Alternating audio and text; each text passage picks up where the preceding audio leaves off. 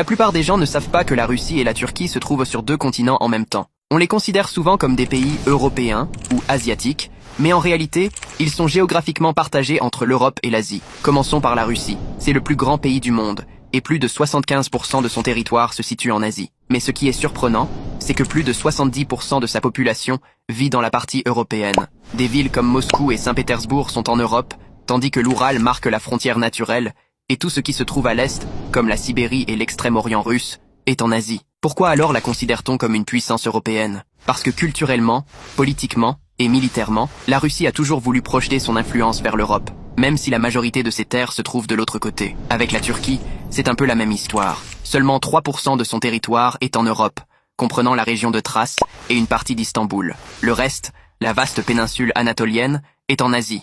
Et pourtant, la Turquie tente depuis des décennies d'intégrer l'Union européenne. Sa capitale, Ankara, se trouve en Asie. Mais sa ville la plus célèbre, Istanbul, est littéralement coupée en deux par un détroit, avec une rive en Asie et l'autre en Europe. Tu penses qu'il devrait être considéré comme européen ou asiatique?